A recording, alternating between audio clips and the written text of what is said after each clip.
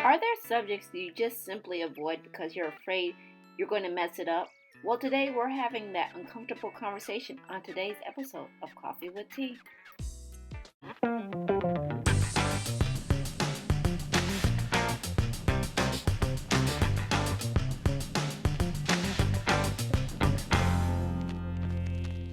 Welcome, friends, to another episode of Coffee with Tea. I'm your host, Tanya Tyler, and I'm excited because I have Miss Elaine Williams. She is a video and visibility coach, and she's going to help us get our message out because today we're having the uncomfortable conversation.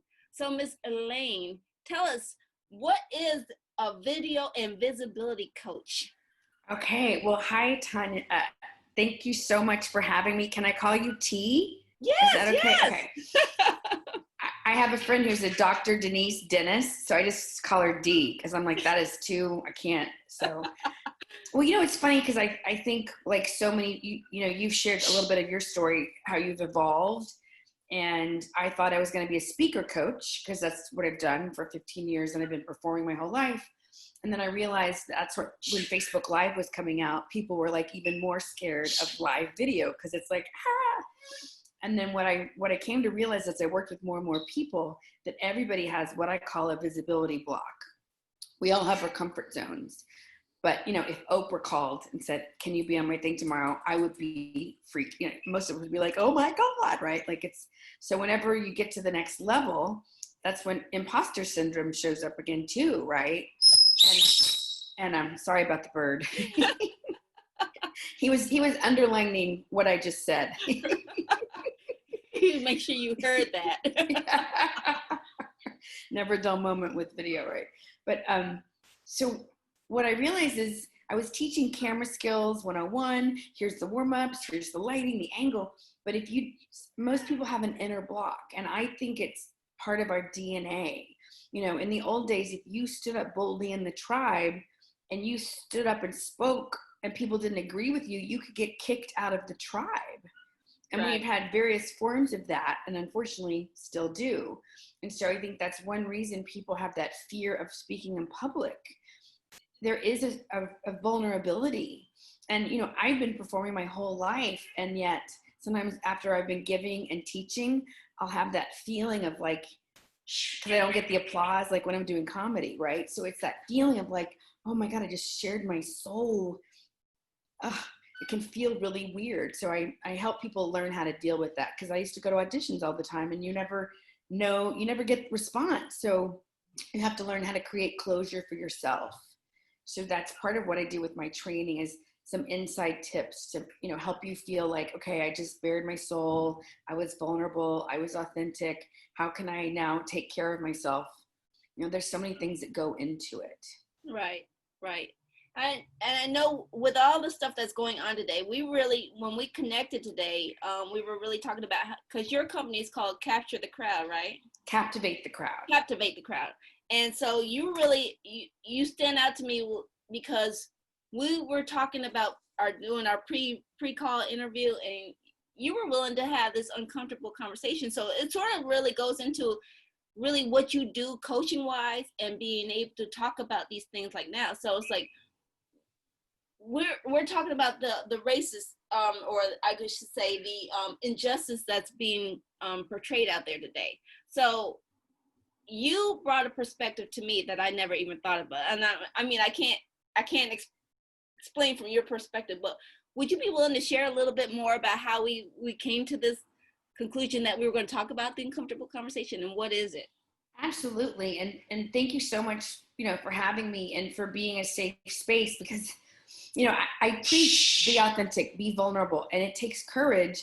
And I keep like hoping for a magic pill that I'm just going to get to a place where I taught a workshop yesterday and I was so nervous. But I always tell my students, it means you're alive. It means you care. Nobody died from being too nervous. Maybe you'll eat some potato chips or something, but yeah, I'm the kind of person, I'm coming up on 20 years of sobriety. And I have learned, I have a special gift for talking. I had eating disorders, drug, alcohol, and I was also a sexual assault victim, survivor. And so those are heavy topics. And I feel like I was put on the planet to have these experiences so that I could heal myself.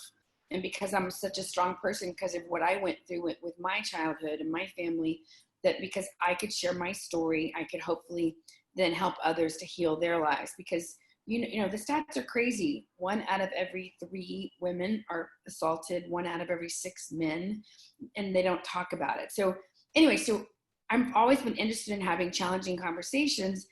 And I'm a white girl from Texas. I have spent a lifetime trying to prove that I'm not racist. I've dated men of color. I was engaged to a guy from Guatemala, and he was a mix of, you know, and I'm in the theater. One reason I love theater is because there's always sort of a big gang of misfits, right, in all different races, at least the theater I've participated in. And what I've, you know, because of everything that's happening, he said yes. He said, like, go for it. And so what I've been bumping up against is, you know, I've been feeling a lot of shame this summer, and I've had moments where I'm having memories of when I wish I had been kinder, or times when I wish I had reached out more, whether it was in college, my speaking stuff, or with friends. I have been in many situations where I was the only white girl. Like, I was in a dance company and I was like the worst dancer, but they were desperate, and it was modern, and I loved it. I learned so much, and I was like the white girl who like was so stiff, and they accepted me and loved on me. And working in restaurants, I've always had friends of color, and I was always like trying to teach people English so that they could get a better job and make more money. So that's a part of who I am. And this summer I've really bumped up against, my life is still pretty white, and that I never realized that I had privilege, and there's a part of me that's like, I feel ashamed that I've been this ignorant. Right. And so I'm trying to share my story in hopes that it will inspire other white women to take action. And I love it. Like, I'm in like 3 different book groups. We're having conversations. We're having panelings. It's Black women, white women. We're having all different kinds of things. People are doing conversations in synagogues in Long Island. My sister works for a very conservative law firm in Dallas. She has been desperately trying to bring diversity to this place for years. They're having a whole online discussion thing, which may not sound like, you know, if you've been dealing with this, you may be like, who cares? But I feel like it's a huge start. And so I also want to hopefully model that as we educate ourselves, as we have these discussions, we also stay in action, whatever that means. Like, I'm not going to the protest because I'm so busy, and I work with people who are elderly, and I just need to honor that. But I'm signing petitions. I'm spreading information. I'm trying to have as many conversations as possible, because I think that is how we change things, T, you know? Right. The average, I can't speak for everybody, but I think I grew up middle class. We didn't have money. We didn't. But we never really talked about race. I went to a very mixed high school in Dallas, and everything's very segregated. And even though Austin, I lived there for 10 years, very cool city, very segregated. And to me, that's one of the horrific and opportunities to, you know, to shift this. Like, Austin has this magical reputation as this really cool place, yet it is one of the most segregated cities in America. And I've heard that is the case for several other places. So you know, and I've also been present to like the loss, the Black voices we haven't heard, the art that one reason I moved to New York is I want to be around all different people. I love the subway where you're sitting next to like a Hasidic guy, a chick from Puerto Rico, like you're smashed up. You know, I went to AA meetings. I'd sit next to the CEO and a homeless person. Like, I love that. And that was one of the reasons I wanted to move up here, for that diversity. Right. And I realized I could have been doing a lot more. You know, I'm like, I came late to the party, but I'm here. Right. And you know, and what I'm hoping is maybe you can help give me some language, because I certainly don't want to offend. And I think it's important to acknowledge, like, I knew my sister and I always talked about, it's hard to not be white. That is just a statement, Well, right? you can't knock it. You are white. I mean, so it's like me saying I can't be black because I'm black, because that's what I am. So Right. I mean, and I'm like, my mom's albino, my dad's a redhead. I'm lucky it didn't come out clear. Like, I'm white. And and and to me, if we can laugh and go, yeah, there's some horrific things, and there's been progress, and there's more. When we can bring laughter to it, we can remember to breathe. Because at the end of the day, we're all on the same team. And maybe that's grandiose or rose-colored glasses, but like, we're on this planet together, and we got to step it up, not just with the racial thing, but with the climate. Or right. you know, I don't have kids, but I'm worried about my nieces and nephews. Right. What are they inheriting, right? And so, you know, I want to keep having conversations, because I think that is where things change. And I've been thinking about, you know, I had 3 addictions, whatever, and so I've done a lot of talking about mothers against drunk driving, and how, you know, things happen and we look the other way in society. People used to go, oh yeah, the cops would follow my dad home. You know, people would drive drunk, people would die, and everyone just kind of looked the other way. You know, it was sort of like socially. And then finally, one mother in Florida, her son, I can't remember if he was 19 or 21, he died because of a drunk driver, and she was like, enough. Right. And she stood up, and I love it that she was a mother, and she stood up and was like, no more. And this was in, I think, the late 70s, early 80s, and she started a movement that has now, and they changed legislature. They have changed the culture, what is accepted. It is no longer cool to drive drunk. They have the whole thing about give me your keys and blah, blah, blah. And these women went to work. They had to lobby legislators. They had to, and the liquor lobbies, oh my gosh. Liquor is the most widely produced, advertised drug in the world. Right? So, and I think alcohol is like money. It's neutral. If you respect it, it's cool. And some people can't. I can't have any, whatever. And I get it. Like, some industries, their whole thing is wine, but they change the culture, you know? And so that's what I'm hoping all of these conversations can be like, you know what? No more. Like, there's that book, How to Be an Anti-Racist. And so anyway, I'm kind of coming with a lot of stuff at you today, but that's what I'm hoping. I like I said, it's a conversation I probably needed to have, but again, even on my end, it's uncomfortable. You know, you still got to have I mean, not saying you can't express yourself, but a lot of people will tune you out because they don't want to hear that, and something like that, or you don't want to be the Debbie Downer of the or anything like that. So, you know, sometimes you want to say it, but it has to be said, because without awareness and without talking about it, it can't change. So, I mean, thank you for coming on. I really do appreciate you actually forcing me to come out and talk about it as well. So, you know, it's my pleasure.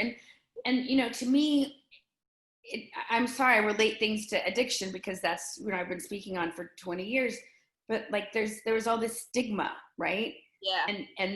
And we had this culture, you know, there was a time when Johnny Carson, Dick Van Dyke, Mary Tyler Moore, they were going to come out and share how AA had saved their life, and that they were sober, because so the people would, you know, the stigma would be lessened.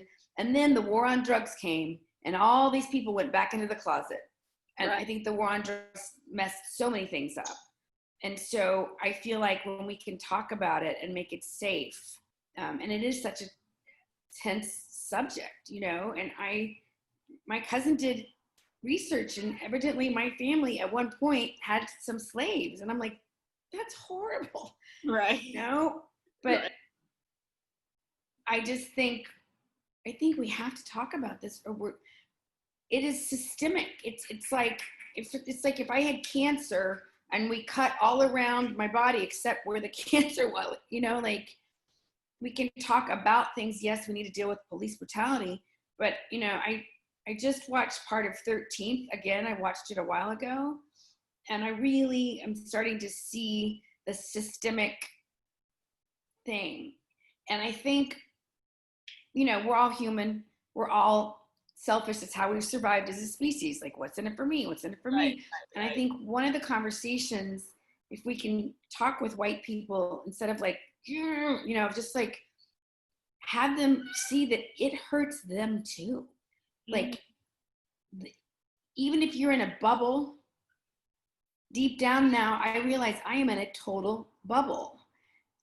And I'm not okay with that anymore. Like, and I was in survival mode. Sometimes you just got to like do your own thing because you got to like pay the bills. And I had an eviction and tenants and all this stuff. But, like I'm realizing it's not okay anymore for me not to be in this conversation and not to do service.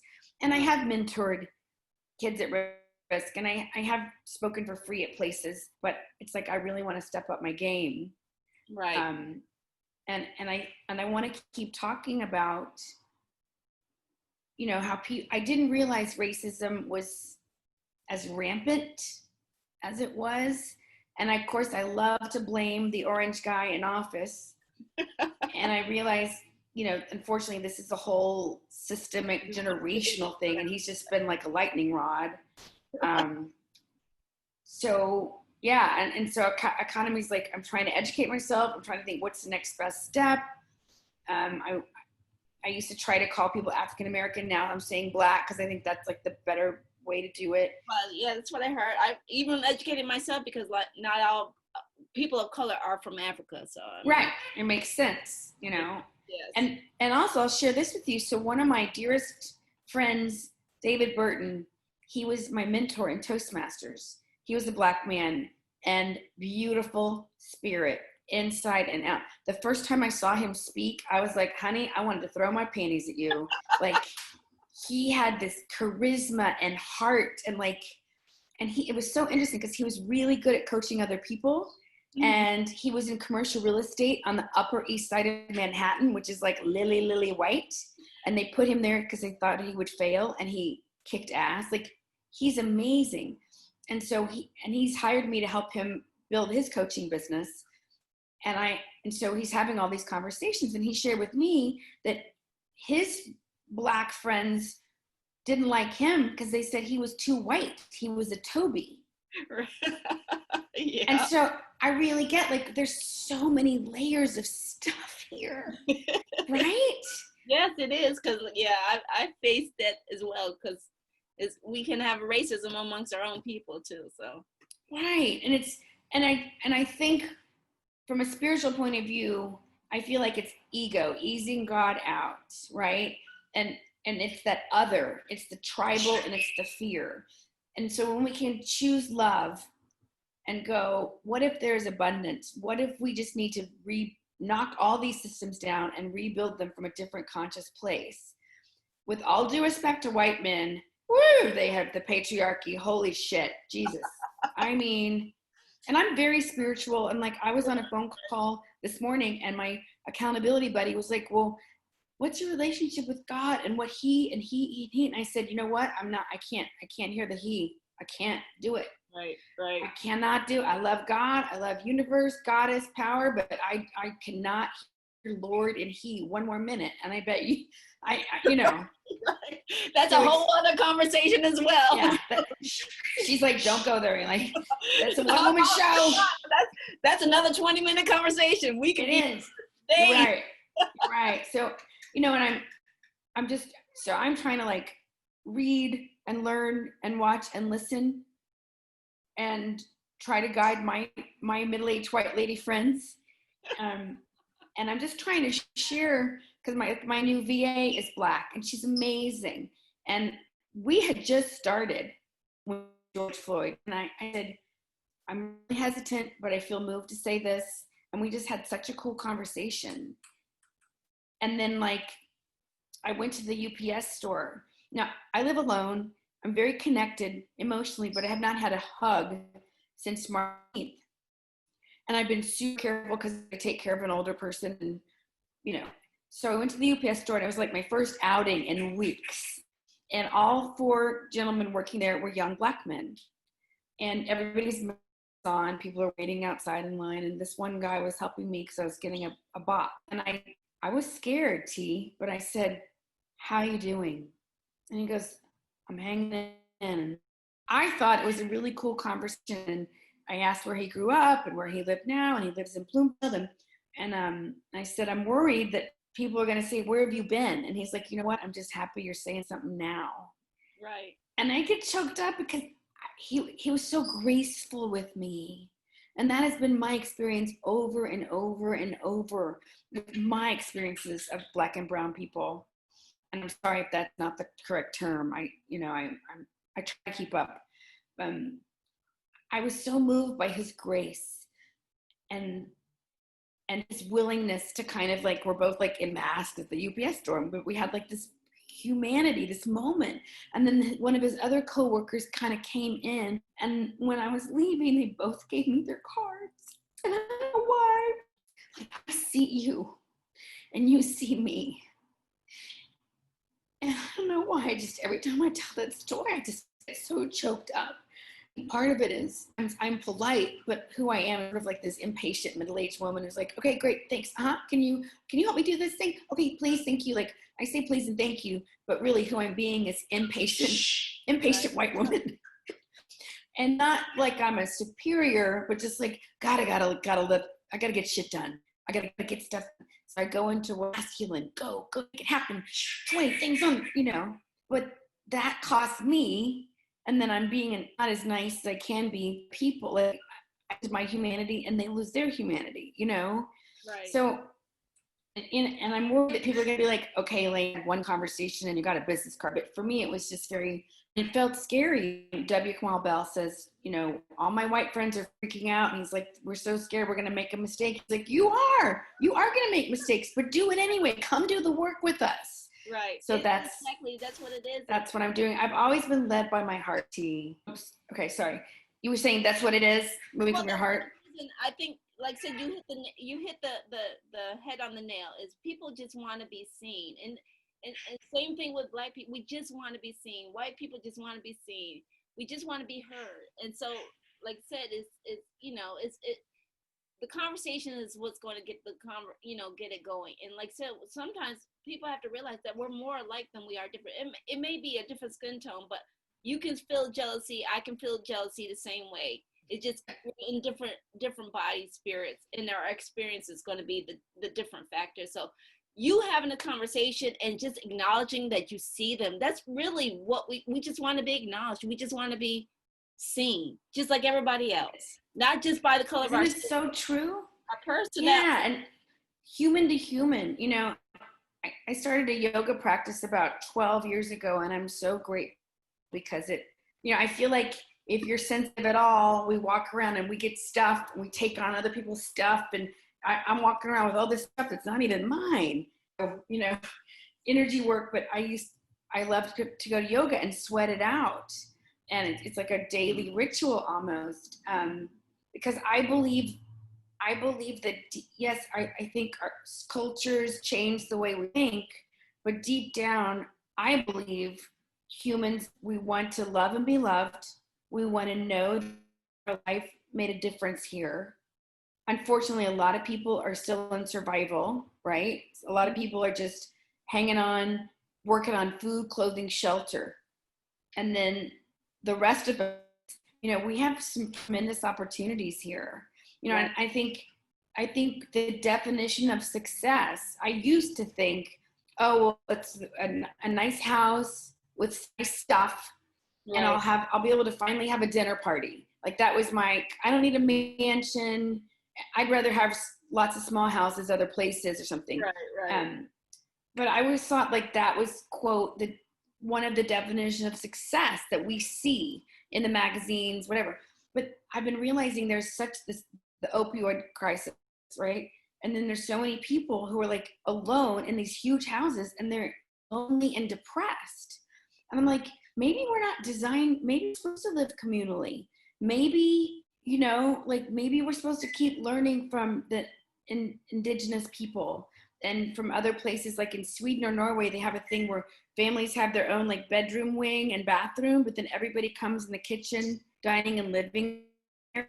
Now, obviously you'd want to make sure you're with cool people, but like, and it's cheaper.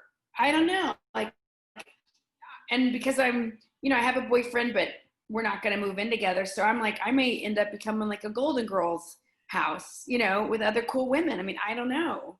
Who knows? But, you know, right. Who knows? I may be in a yerk or something. So I think I got to track there. It's been a pleasure talking to you. And I really want, before we wrap it up, where can people find more information about you and what you do? Okay, thank you. Thank you for asking. I am so excited, T. I just watched my second episode of my podcast, Still Human. I do teach people about video and how to tell their story. I do free training. So if you come get on my list, I'd love to do that because I'm on a mission. I want to help heal the world with love and laughter. And I need a lot of people to help me. I need a big posse. Right. So I hope that, I feel like I rambled a little bit, but you know, I guess I'm so glad we could at least start this conversation. And it's so great to be reminded that we're more alike than we are different. But at the end of the day, I think we want to make a difference and to love and be loved.